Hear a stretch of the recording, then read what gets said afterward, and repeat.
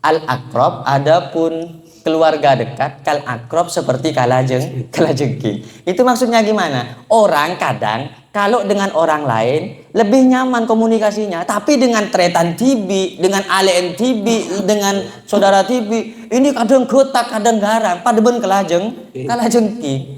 Misalnya ngasih utangan ke orang, kita ini lebih mudah kadang ngasih pinjaman ke orang lain yang tidak punya nasab dengan kita. Tapi mun alen tibi, saya kiri kaki tak gelem ala ko guntau nang jempes se, tapi mun orang lain kempang mari. Nah, makanya ada ungkapan al akrab kal akrab. Memang kadang saudara itu seperti kelajengking ngekek napa enten? Enten kelajengking tak ngekek kayak nyengak kan. Tak ngekek lah kar, tapi nyengak. Dari masa ngekek cek ada gini, tapi buntuan nyengak. Kapan beri PC enjeman ke teretana? Ke keluarganya dikasih pinjaman ya oleh sebulan cincin tak gelem bayar kemale, tapi kalau orang lain mohon maaf ya saya masih belum bisa bayar, oh ya sudah enggak apa-apa. Tapi mun tretan TV mohon apa hatokar kadang lebih berani kepada saudara sendiri. Banyak misalnya dalam satu keadaan, dalam satu rumah yang sering terjadi kerusakan di dalam rumah bukan karena tetangga sebelah, tapi karena kerabat dekat, adik lah, persoalan paman lah, persoalan kadang kan begitu. Banyak pesantren yang rusak gara-gara orang dalam, maksudnya keluarga dekat. Itu maka ada ungkapan al akrab kal akrab.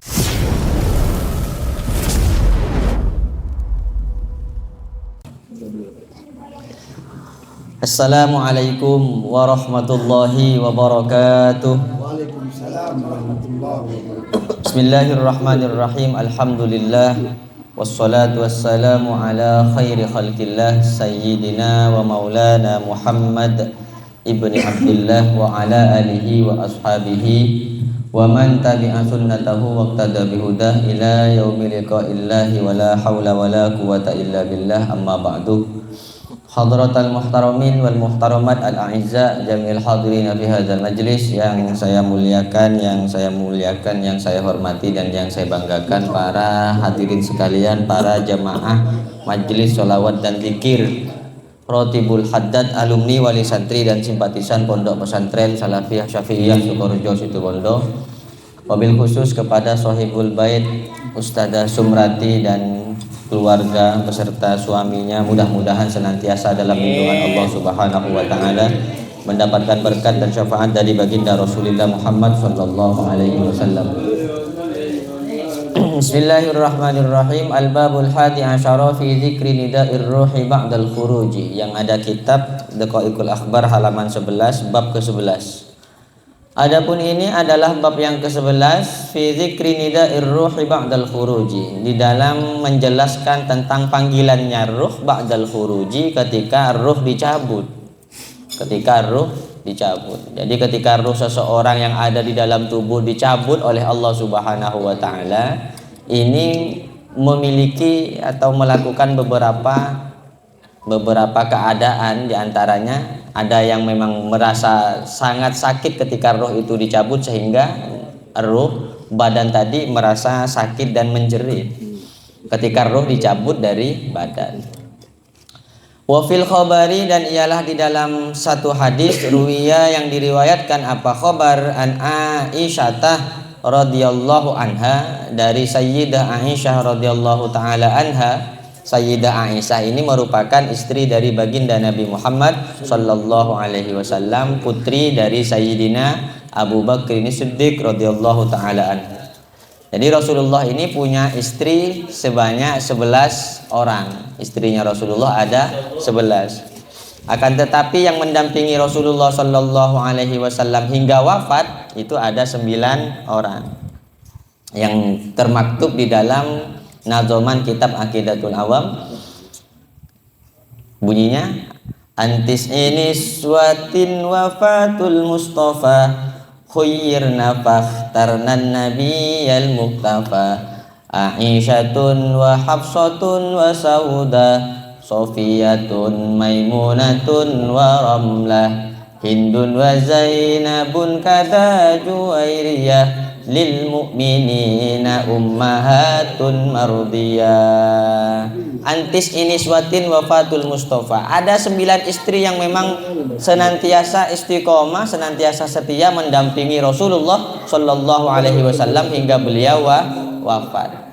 Yang pertama siapa? Aisyatun. Yang pertama adalah Sayyidah Aisyah. Aisyatun wa Hafsatun, yang kedua Hafsah, wa Saudatun, dan yang ketiga Sauda. Aisyatun wa Hafsatun wa Sauda, Sofiyatun, kemudian Maimunatun, Maimunah, wa Ramlatun, dan Sayyidah Ramlah. Kemudian Hindun wa Zainabun, dan Kada Juwairiyah, yang semuanya dijuluki sebagai ummahatul mukminin, ibu dari orang-orang yang beriman kepada Allah Subhanahu wa taala. Sehingga ketika Rasulullah wafat tidak ada dan hukumnya haram mengganti istri yang telah mendampingi Rasulullah Shallallahu Alaihi Wasallam. Tak boleh. Makanya disebut dengan ummahatul mukminin, dan kitalah anak-anaknya. Kitalah anak-anaknya. Tidak ada ceritanya anak nikah dengan ibu, tidak ada. Maka dijuluki sebagai ummahatul mukminin. Ruwiya an Aisyah radhiyallahu taala anha, diriwayatkan apa hadis dari Sayyidah Aisyah radhiyallahu taala anha, qalat, berkata siapa Sayyidah Aisyah, kuntu qa'idatan mutarabbi'atan fil baiti. Kuntu, ada siapa aku, qa'idatan adalah orang yang duduk, mutarabbi'atan yang bersila, fil baiti di dalam rumah. Saya dalam keadaan duduk bersila di dalam rumah, tiba-tiba dakhala Rasulullah sallallahu alaihi wasallam fasallama alayya. Tiba-tiba dakhala masuk Rasulullah, siapa Rasulullah sallallahu alaihi wasallam, fasallama alayya, dan mengucapkan salam siapa Rasulullah alayya atasku. Fa aradtu an aquma lahu kama kanat adati inda dukhulihi. Fa'aradtu, lalu ingin siapa aku, an akuma kepada berdiri siapa aku, lahu untuk menghormati Nabi, kama kanat adati sebagaimana kanat ada adati apa kebiasaanku, inda dukhulihi ketika masuknya Nabi Muhammad sallallahu alaihi wasallam ke dalam rumah. Faqala, lalu bersabda siapa Nabi alaihi salatu wassalam, uqudi duduklah kamu, makanaka di tempatmu, makana laki antaku maya ummal mukminin, maka nama sesuatu kana yang ada apa malaki bagimu, antakuma berdiri siapa engkau, antakumi berdiri siapa engkau, ya ummal mukminin wahai ibunya orang-orang yang beriman. Qalat, kemudian bersabda berkata siapa Sayyidah Aisyah, faqa'ada Rasulullah sallallahu alaihi wasallam, kemudian duduk siapa Rasulullah sallallahu alaihi wasallam. Jadi ini ada satu hadis, satu riwayat yang diriwayatkan oleh Sayyidah Aisyah. Pada satu saat Sayyidah Aisyah radhiyallahu taala anha sebagai istri Rasulullah Muhammad sallallahu alaihi wasallam, beliau berada di dalam rumah dalam kondisi duduk bersila, toju asela. Maka ketika dalam kondisi duduk bersila, tiba-tiba Rasulullah Shallallahu Alaihi Wasallam datang. Maka ketika datang masuk ke dalam rumah, sebagaimana kebiasaannya Sayyidah Aisyah, mun lakina datang, mun lakina rabu, mun kanjeng Nabi datang, kanjeng Nabi rabu. Sayyidah Aisyah sebagai istrinya menghormati Rasulullah. Bagaimana cara menghormatinya Sayyidah Aisyah? Mancing berdiri, sebagaimana kita menghormati guru kita dan orang tua kita. Ini yang dicontohkan oleh Sayyidah Aisyah radhiyallahu taala anha. Lalu Aisyah yang saat ini bagaimana? Yang menghormati suaminya ketika suaminya datang. Aduh keng lepesoe melo lagi. Lalu mati mancing bedaya dan labe. Kita apa-apaan lepesoe. Makanya kemarin saya sempat sampaikan dan sempat katakan, kesempatan kita untuk melaksanakan salah satu sunnah dari Nabi Muhammad Sallallahu Alaihi Wasallam, dan ini tidak mesti dilaksanakan setahun sekali, kalau bisa setiap hari. Tapi kalau memang setiap hari ini sulit, ya minimal setahun sekali. Salah satunya apa? Wasi alal iyali. Sebagai suami kita bertanggung jawab terhadap keluarga kita, kepada anak kita, kepada istri kita, setidak-tidaknya dalam kondisi saat ini di bulan Muharram yang disunnahkan oleh Rasulullah Shallallahu Alaihi Wasallam terhadap keluarganya. Salah satunya apa? Wasi alal iyal, memberikan keluasan kepada keluarga. Maksudnya bagaimana? Kita punya anak, kita punya istri. Yang biasanya anak kita kalau kita jajan sekolah yang kita kasih 5.000, maka di bulan Muharram kita tambah beri 10.000 ke atau 15.000. Istri kita yang memang biasanya dikasih belanjanya setiap harinya 20.000, tapi khusus di bulan Muharram tambah ya ternyata. Beri 1 juta. Ya kan? Kebele setahun jilek aja benar lek 1 juta sebulan bang. Lakena kun lakona laku apa bang? Lakena tak lakona kebere ke timur ke deje ke laut. Binine minta sebulan 1 juta, masya Allah. Bisa bunuh diri lakena. Nah ini salah satu kesunahannya. Dan si perempuan bagaimana sikapnya terhadap suaminya? Menghormati. Karena banyak orang laki nih keteretan, para ibu, para hadirin, para jemaah. Banyak orang laki-laki yang berjuang di luar rumah itu taruhannya nyawa loh.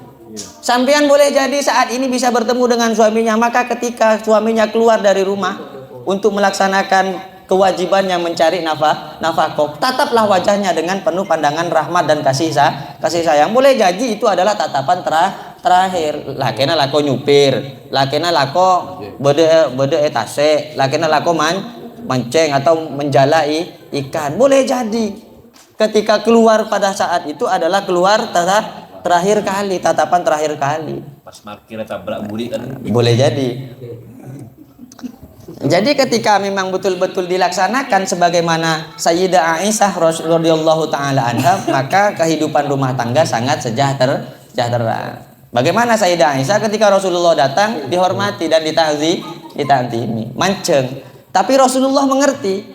Apa kata Sayyidah Aisyah? Fa'aradtu an aku malahu. Saya berdiri untuk menghormati Rasulullah sallallahu alaihi wasallam sebagaimana kebiasaanku. Kalau Rasulullah datang dari luar masuk ke dalam rumah, saya berdiri untuk menjemput kehadiran kedatangan Rasulullah sallallahu alaihi wasallam. Jadi bukan bid'ah. Bada ulama datang kita manceng, benih bid'ah.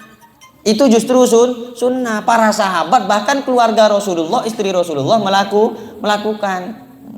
Ada beda orang alim datang, beda ulama datang, beda kiai datang, beda habib datang, ketika berdiri dibilang bid'ah. Tidak. Ya kenapa? Ya karena memang perbuatan ini adalah perbuatan yang dicontoh oleh kita. Yang membuat percontohan ini adalah keluarga dari Rasulullah sallallahu alaihi wasallam. Akan tetapi Rasulullah bersabda, faqala alaihi salam, uqudi makana kama kana laki antakumi ya ummal mukminin. Udah enggak usah berdiri, tina tak usah. Kan biasanya beda kiai itu kan. Datang misalkan seorang kiai, seorang tokoh agama, ada kemudian yang mau berdiri, mau menghormati, ya tak usah. Kenapa kok seperti itu Rasulullah? Karena Rasulullah merasa udah ini kan istri saya. Udahlah tak usah seperti itu. Tak usah. Kata Rasulullah, maka laki antakumi ya ummal mukminin, apa yang membuatmu kamu berdiri ya ummal mukminin, wahai ummal mukminin. Faqalat, kemudian ummal mukminin berkata, faqa'ada Rasulullah sallallahu alaihi wasallam. Tiba-tiba Rasulullah duduk, dan ketika Rasulullah duduk, fawadha'a ra'sahu ala hijri. Lalu meletakkan siapa Rasulullah sallallahu alaihi wasallam ra'sahu kepada sirah, atau bahasa halusnya apa, kepala lah ya. Kepala Rasulullah sallallahu alaihi wasallam ala hijri, di atas pangkuanku. Jadi Rasulullah tidur di pangkuannya Sayyidah Aisyah. Kepalanya berada di pangkuan Sayyidah Aisyah. Kira-kira kita pernah enggak begitu dengan istri kita? Ada, tak kira aja. Kiri mulu Mas. Ongguan. Apa bang? Kaki bang, mati tedung nina bang. Tedung luar bang, ada pesan bang. Aduh. Ya Allah. Cek garang akelur makin di bini gua. Mun bade bini ngaji baca selawat teretan. Mun tedung bibir aja sambil baca selawat. Ya Rasulullah salamun alaika ya Aris. Kikir melolo. Sambil tak aja bibir. Malah kikir melolo bae gua. Ya Rasulullah. Nah, fanama mustalqiyan, lalu tidur siapa Rasulullah sallallahu alaihi wasallam mustalqiyan ala qafahu, mustalqiyan hale terlentang ala qafahu, atas pundaknya Rasulullah sallallahu alaihi wasallam. Tidur Rasulullah. Faja'altu atlubu syaibatan fi lihyatihi, lalu menjadikan siapa aku, atlubu mencari siapa aku, syaibatan kepada uban, fi lihyatihi, di dalam jenggotnya Rasulullah. Jadi ketika asaren di pundak atau di mana, di pangkuannya Sayyidah Aisyah sambil mencari uban jenggotnya Rasulullah. Begitu sangat romantisnya Sayyidah Aisyah dengan Rasulullah sallallahu alaihi wasallam. Kira-kira pernah aja istri kita nyari uban di jenggot kita ini? Itu Bu Agi. Imun si tandi bini ya tak pernah lah. Apalagi tadi obu ya. Iya. Masuk akal. Faro'aitu biha tis'ata asyara sya'ratin bayudha.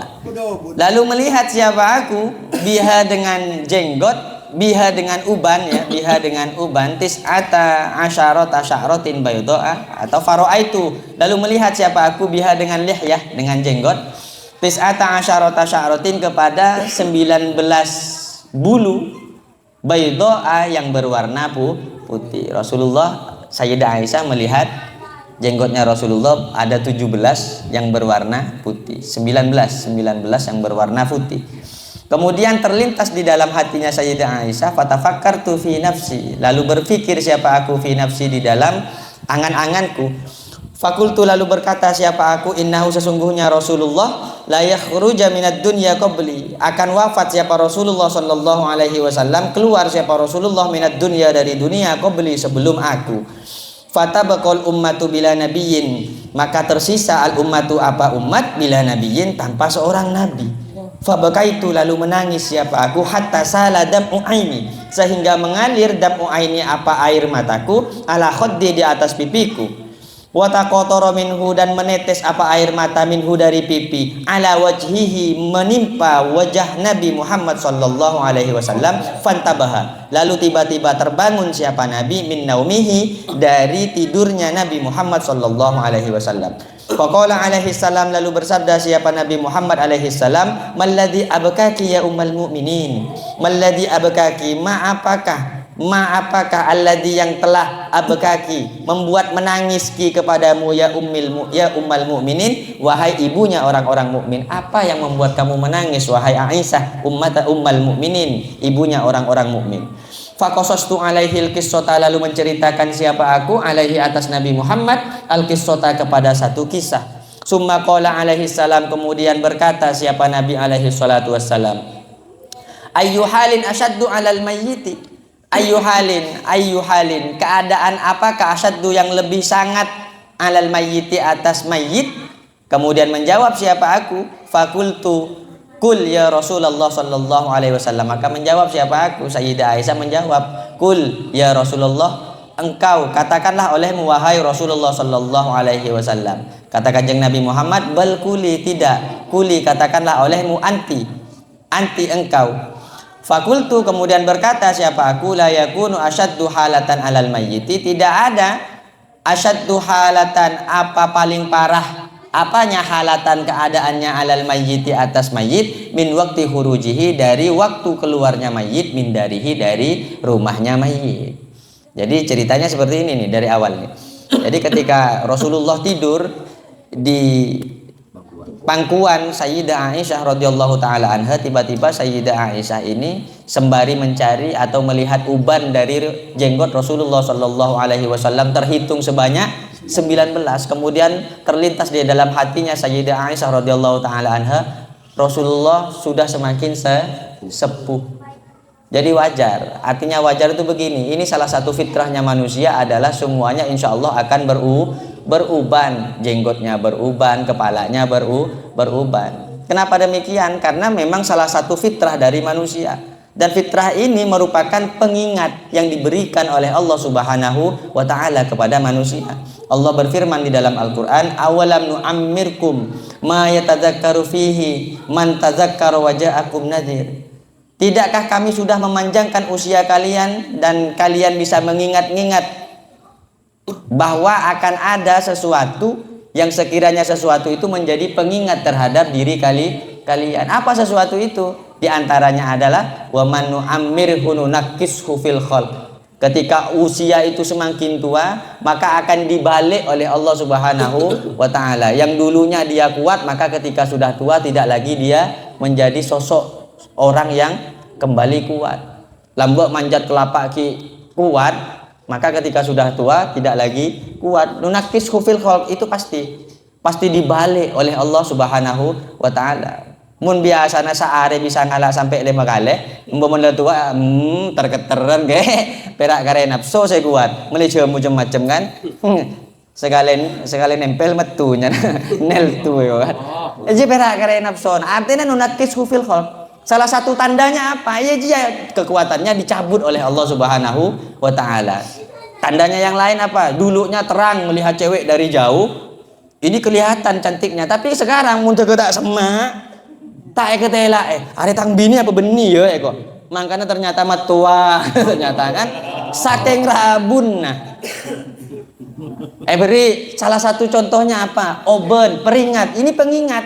Cabut bi orang kapan beri oben. Padahal bi Kanjeng Nabi wala tunattifus syaiba. Janganlah sekali-kali engkau mencabut uban. Kenapa? Fa innahu nurul muslimina yaumal qiyamah. Karena sesungguhnya uban ini merupakan cahaya kelak di hari kiamatin. Apalagi beri pote bi pangeran sokore.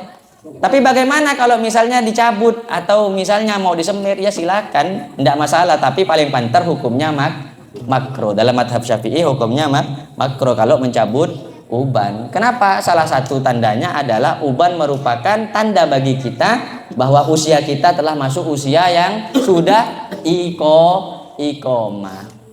Tahu iqomah? Karena dikatakan asyaibu adanun. Uban ini sama seperti adzan. Asyaibu kal adzan. Uban ini sama seperti adzan. Kemudian wal mautu iqomatun. Mati itu sama seperti iqomah. Walas ta'ala toharotin, sementara engkau tidak sempat untuk bersesuci. Maksudnya bagaimana? Uban yang disamakan dengan adan. Mare adan mereka pasti apa? Iqomah. Antara adan dan iqomah mereka semak apa jauh? Semak. Artinya kalau sudah orang itu beruban, maka akan sebentar lagi mati. Tak sempat bersesuci, maksudnya tak sempat beribadah kepada Allah, tak sempat melakukan kebaikan-kebaikan untuk dirinya menghadap Allah Subhanahu wa taala, maka dia akan menjadi orang yang rugi. Ini mun sela oben ponca ala macam-macam. Mun kita oben, napa boleh saya cokor oben ya aman ke pola. Mau aku lihat ke. Ndak. Terus ki? Ambu ke? Dari matan rumah cukup. Oh lanjut. Iya mana mau lanjut? Pon. Jadi ketika terlintas di hatinya Sayyidah Aisyah, Rasulullah sudah semakin sepuh. Jangan-jangan Rasulullah ini akan meninggal lebih dulu dan umat akan ditinggal oleh seorang nabi. Jadi umat berkumpul tanpa ada seorang nabi. Maka saat terlintas perasaannya seperti itu, Sayyidah Aisyah tanpa sadar mengeluarkan air mata, dan air matanya menetes di pipi Sayyidah Aisyah hingga jatuh ke wajah Nabi Muhammad sallallahu alaihi wasallam. Maka ketika menetes di wajah Nabi Muhammad terbangun. Maka ketika Nabi Muhammad terbangun, Nabi Muhammad menanyakan, "Apa hal? Sesuatu apakah yang membuat kamu menangis wahai ummul mukminin, wahai ibunya orang-orang mukmin?" Dijawab oleh Sayyidah Aisyah, "Ya Rasulullah sallallahu alaihi wasallam, saya menangis karena saya teringat engkau akan wafat." Lalu kemudian ditanya oleh Rasulullah, kira-kira kalau orang meninggal dunia, keadaan yang sangat sulit, yang sangat gawat, yang sangat gaduh, yang sangat meresahkan, saat kondisi bagaimana bagi seorang mayit, bagi seorang jenazah? Dijawab oleh Sayyidah Aisyah, "Wahai Rasulullah, engkau yang tahu." "Tidak," kata Rasulullah, "saya ingin mendengarkan jawabanmu. Kira-kira dalam keadaan seperti apa?" Kemudian Sayyidah Aisyah menjawab, "La yakunu asyaddu halatan 'alal mayyit min waqti khurujihi min darihi yahzunu auladuhu khalfahu." Faqalat, kemudian Sayyidah Aisyah mengatakan keadaan yang sangat menyedihkan bagi seorang jenazah adalah mereka ketika meninggal dunia, jenazah yang ruhnya dicabut oleh Allah Subhanahu wa taala, halatan 'alal mayyiti, satu keadaan atas mayit, min waqti khurujihi, dari waktu wafatnya, keluarnya mayit, dari waktu keluarnya mayit, min darihi, dari rumahnya mayit, yahzunu auladuhu khalfahu, para keluarganya, yahzunu, bersedih, auladuhu, apa anak keturunnya mayit, khalfahu, di belakangnya mayit. Yaquluna, yang berkata siapa? Auladuhu wa walidahu wa ummahu, wahai ayah, wahai ibu, Wa yaqulul walidu ya benahu, dan berkata siapa orang tua, ya benahu wahai anakku, ya benahu wahai anakku. Maka ketika ketika jenazah sudah mau keluar dari rumah, keadaan yang paling menyedihkan ini. Keadaan yang paling menyedihkan bagaimana? Dilihat oleh seluruh keluarganya, dilihat oleh anaknya, dilihat oleh orang tuanya, dilihat oleh ibunya. Perpisahan yang memang tidak diinginkan itu benar-benar terjadi. Dan ini keadaan yang sangat menyakitkan hati. Kalau sakitnya ini ya, misalnya kalau ternyata orang tadi dalam kondisi hidupnya, misalnya sakitnya udah lama dan keluarga sudah puas untuk merawat, ini wajar Tretan. Misalnya si fulan sakit dirawat sampai bertahun-tahun meninggal, ini ki mente, tapi mun keadaannya tiba-tiba Tretan, ki aku jo nggak dia, aku jo ngedingaki pengajian, kapan mulai lebih neng grup nih rame, fulan bin fulan meninggal dunia, kira-kira gimana kagetnya orang itu? Aduh taknya itu tedung itu jagila toju minum kopi arokok nyedot cek lancung gitu. Mau temulat kelenger. Nah ini termasuk salah satu kondisi yang asyaddu halatan alal mayyit. Kondisi yang sangat gaduh, yang sangat mengkhawatirkan bagi seorang jenazah atau bagi mayit. Faqala alaihi salam, lalu bersabda siapa Nabi alaihi salam, hada syadidun, hada adapun ini syadidun adalah sangat menyakitkan. Fama asyaddu minhu, maka adapun apakah asyaddu yang lebih sangat mengkhawatirkan minhu dari mayit, lalu yang lebih mengkhawatirkan dari itu apalagi? Kemudian kultu, menjawab siapa aku, la takunu halatun asyaddu alal mayyiti min hini yudha'u fi lahdihi. Tidak ada keadaan yang sangat menyedihkan bagi seorang mayit min hini yudha'u fi lahdihi, dari waktu memang mayit tadi diletakkan di dalam liang lahat. Wa yushad turabu alaihi wa yushad, dan ditutup at-turabu apa debu alaihi atas mayit. Ketika keadaan mayit tadi diletakkan di dalam kuburan, ini salah satu kondisi yang sangat menyedihkan. Orang yang memang biasa mendampingi kita, yang bersama dengan kita sadari ataupun tidak, orang tadi betul-betul tidak ada di hadapan kita, tidak akan pernah bertemu kembali selama-lamanya dengan kita, kecuali nanti di hadapan Allah Subhanahu wa taala. Wa yarji'u anhu akribauhu wa auladuhu wa ahibbauhu. Wa yarji'u, dan kembali anhu atas mayit, wa yarji'u, dan kembali anhu dari mayit, akribauhu siapa kerabat-kerabatnya mayit, wa auladuhu, dan anak-anaknya mayit, wa ahibbauhu, dan orang-orang yang dicintai oleh mayit. Tidak ada mereka mengikuti mayit sampai ke dalam liang lahat, ke dalam kubur. Setelah dikuburkan, setelah di apa namanya itu, nah tanah ditumpuk, ya udah para keluarga tadi akan pulang. Maka bahasanya di sini pakai bahasa akriba. Ada ungkapan seperti ini, al akriba kal akrob, al akrob kal akrob. Akrob itu apa artinya? Karib ya. Kal akrob, akrob itu apa artinya? Pakai ain.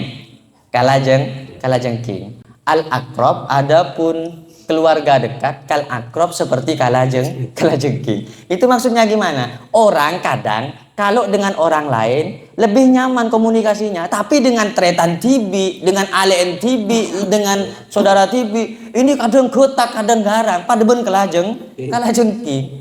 Misalnya ngasih utangan ke orang, kita ini lebih mudah kadang ngasih pinjaman ke orang lain yang tidak punya nasab dengan kita. Tapi mun Alen TV, waduh, saya kiri kaki tak gelem ala ko guntau nang injem se, tapi mun orang lain kempang mereka. Nah, makanya ada ungkapan al-akrob kal-akrob. Memang kadang saudara itu seperti kelajengking. Kelajengking ngekek napa enten? Enten kelajengking tak ngekek, kayak nyengak kan. Tak ngekek lah kar, tapi nyengak. Dari masa ngekek cek ada gini, tapi buntuan nyengak. Kapan beri PC enjeman ke Tretan, ke keluarganya dikasih pinjaman. Ya le, oleh sebulan cincin, minta gelem bayar, minta gelem kemana? Tapi kalau orang lain, mohon maaf ya, saya masih belum bisa bayar. Oh ya sudah, enggak apa-apa. Tapi mun Tretan TV, oh le, mohon apa hatokar. Kadang lebih berani kepada saudara sendiri. Banyak. Misalnya dalam satu keadaan, dalam satu rumah yang sering terjadi kerusakan di dalam rumah, bukan karena tetangga sebelah, tapi karena kerabat dekat, adik lah, persoalan paman lah, kadang kan begitu. Banyak pesantren-pesantren yang rusak gara-gara orang dalam, maksudnya keluarga dekat. Itu maka ada ungkapan al-akrob kal-akrob.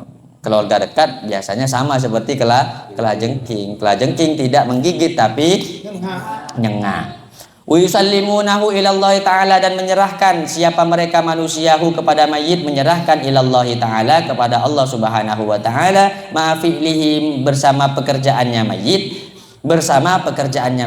Fayatihi munkarun wa nakirun fi qabrihi, lalu datang kepada mayit munkarun, apa malaikat munkar, wa nakirun dan malaikat nakir, fi qabrihi di dalam kuburannya mayit. Faqala, kemudian berkata siapa Nabi, ya ummul mukminin, wahai ummul mukminin, ma asyaddu minhu alal mayyiti, ma apakah asyaddu yang lebih sangat berbahaya, yang lebih sangat mengkhawatirkan, minhu dari ma alal mayyiti atas mayit. Qalat, kemudian berkata siapa ummul mukminin, qultu Allahu wa rasuluhu a'lam, kemudian berkata siapa aku, Allahu adapun Allah, wa rasuluhu dan rasulnya Allah, a'lamu adalah lebih tahu. Berapa menit dah ya? Hah? Berapa menit ya? Sebenarnya sih lanjut ini, tapi terserah tuan rumah lah. Lanjut ya? Masih 30. Hah? 30 menit. 30, dia cukup lah 30 menit. Ya, cukup dulu lah ya. Qala alaihi salatu wassalam, wallahu a'lam bishawab. Al-Fatihah.